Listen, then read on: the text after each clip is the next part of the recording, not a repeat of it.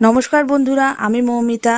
আজ পর্যন্ত আপনাদের সঙ্গে নানা রকম রেসিপিই আমি শেয়ার করেছি, তবে আজকে যে রেসিপিটা শেয়ার করব সেটা সম্পূর্ণ অন্য রকম। অবশ্যই খেতেও ভালো আর শরীরের জন্য তো ভীষণ উপকারী। আজকে বানাবো আমলকির আচার।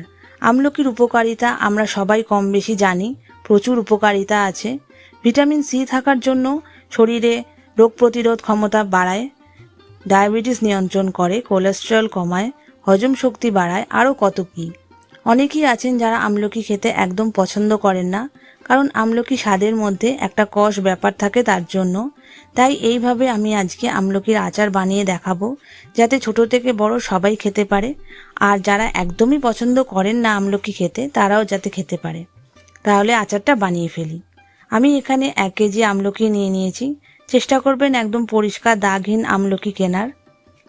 ভালো করে ধুয়ে শুকনো কাপড় দিয়ে ভালো করে মুছে শুকিয়ে নিতে হবে, যেন গায়ে কোনো জল না থাকে।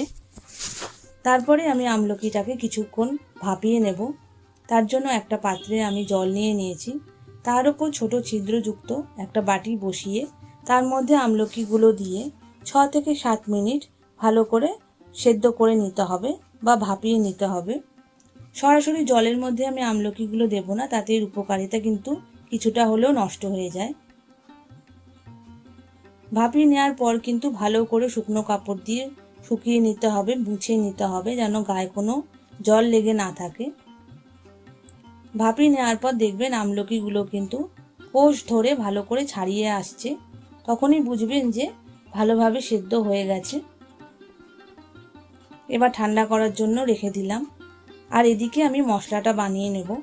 তার জন্য আমি এখানে 1 কেজি আমলকি নিয়েছি, সেই অনুপাতেই আমি মশলা নিয়েছি।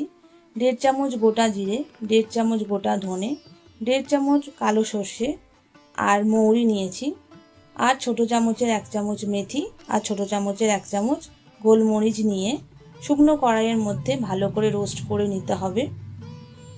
যখন দেখবেন ভালো করে রোস্ট হয়ে গেছে, একটা সুন্দর গন্ধ বেরোচ্ছে, তখন কিন্তু মশলাটাকে তুলে নিতে হবে। প্রথমে মশলাটাকে ঠান্ডা করে তারপরেই কিন্তু গুঁড়ো করবেন। এদিকে আমলকিটা ঠান্ডা হয়ে গেছে, ভালো করে শুকিয়ে নিয়েছি। তারপরে দেখুন কোষ ধরে এভাবে ছাড়িয়ে আসছে। সব আমলকিগুলো কিন্তু এইভাবে ছাড়িয়ে নিয়ে দানাগুলো ফেলে দিতে হবে। একটু সময় লাগবে, একটু ধৈর্য ধরে কিন্তু সমস্ত আমলকিগুলো এইভাবে ছাড়িয়ে নিলেই ভালো হবে। আমলকি কিন্তু ত্বক আর চুলের জন্য খুব উপকারী, আর ঠান্ডা লাগলে সর্দি হলে অবশ্যই আমলকি খাওয়া উচিত। এইভাবে বানিয়ে নিলে কিন্তু সবার খেতে ভালো লাগে, অনেক দিন স্টোর করেও রাখা যায়। আর যদি সেরকম মনে হয় রোদে না দিলেও চলবে। সব আমলকিগুলো ছাড়ানো হয়ে গেছে। এবার আমার এদিকে মশলাটাও ঠান্ডা হয়ে গেছে। মশলাটাকে আমি গ্রাইন্ডারে গুঁড়ো করে নেব, তবে যেন একেবারে মিহি গুঁড়ো না হয়, একটু দানা দানা থাকে, কারণ আচারের মধ্যে গুঁড়োটা একটু দানা দানা হলেই কিন্তু খেতে বেশি ভালো লাগে। এই সব মশলাগুলো কিন্তু শরীরের জন্য খুবই উপকারী। মশলাটা গুঁড়ো করা হয়ে গেছে, দেখুন মশলাটা কিন্তু একটু দানা দানা আছে, একেবারে মিহি হয়ে গুঁড়ো হয়ে যায়নি। এই মশলার জন্যই কিন্তু আচারটা সবথেকে বেশি টেস্টি হয়, খেতে কিন্তু খুব ভালো লাগবে। এবার বাকি আচারটা রেডি করে ফেলবো। কড়াইয়ের মধ্যে বড় চামচের 2 চামচ সর্ষের তেল দিয়ে নিয়েছি। সর্ষের তেলটা ভালো করে গরম হয়ে যাওয়ার পর আমলকির টুকরোগুলো এর মধ্যে দিয়ে দেবো। একটু নাড়াচাড়া করে নেওয়ার পর আমি এর মধ্যে অ্যাড করব 1/2 চামচ নুন আর ছোট চামচের 1 চামচ মতো বিট নুন। এই সময় কিন্তু আমলকিটা আরও কিছুটা সেদ্ধ হয়ে আরও সফট হয়ে যাবে।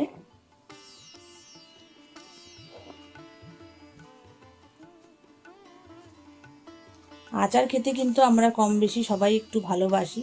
এইভাবে আচার বানিয়ে যদি রাখা যায় তাহলে খেতে কিন্তু খুব ভালো লাগবে। আমি এর মধ্যে 1/2 চামচ হলুদ গুঁড়ো আর 1/2 চামচ শুকনো লঙ্কা গুঁড়ো অ্যাড করেছি। তবে শুকনো লঙ্কা গুঁড়োটা কিন্তু অপশনাল, আপনারা দিতেও পারেন নাও দিতে পারেন। গোলমরিচের গুঁড়ো দিলেই হবে, তবে পরিমাণটা একটু বাড়িয়ে নেবেন।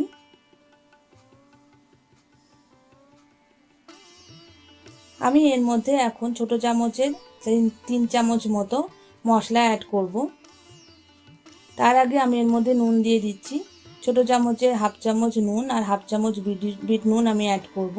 বিট নুনটা কিন্তু আচারে খুব ভালো লাগে। ভালো করে আরও একবার মিশিয়ে নিচ্ছি। দেখুন আমলকিটা কিন্তু আস্তে আস্তে আরও সফট হয়ে যাচ্ছে। এর মধ্যে আমি 3 চামচ মতো মশলা অ্যাড করছি।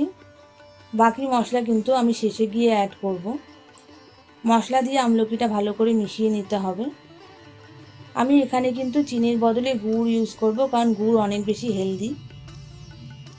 1 বাটি মতো গুড় আমি গুঁড়ো করে রেখেছি, সেটা আমি এর মধ্যে অ্যাড করছি।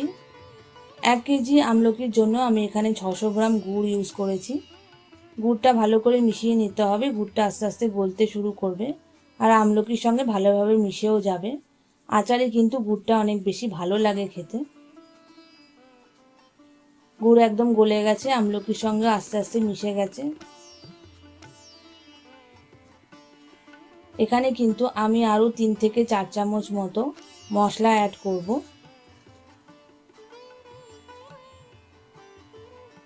আচারটা কিন্তু একদম শুকনো শুকনো হয়ে গেছে। এর মধ্যে আমি মশলা অ্যাড করে দিচ্ছি। আচারটা মোটামুটি রেডি হয়ে গেছে। মশলার সঙ্গে ভালো করে আরেকবার মিশিয়ে নিলেই কিন্তু একদম রেডি হয়ে যাবে। খুব সুন্দর গন্ধ বেরোচ্ছে, দেখতেও খুব ভালো লাগছে। আপনারা অবশ্যই বাড়িতে এইভাবে বানিয়ে আমাকে জানাবেন কেমন হয়েছে। দেখবেন সবাই কিন্তু খুব খুশি মনেই খাবে। আচার একদম রেডি হয়ে গেছে। এবার আমি একটা জারের মধ্যে ঢেলে নেব। কাঁচের জারটা কিন্তু প্রথমে ভালো করে ধুয়ে পরিষ্কার করে একদম শুকিয়ে নিতে হবে, যেন কোনো জল লেগে না থাকে।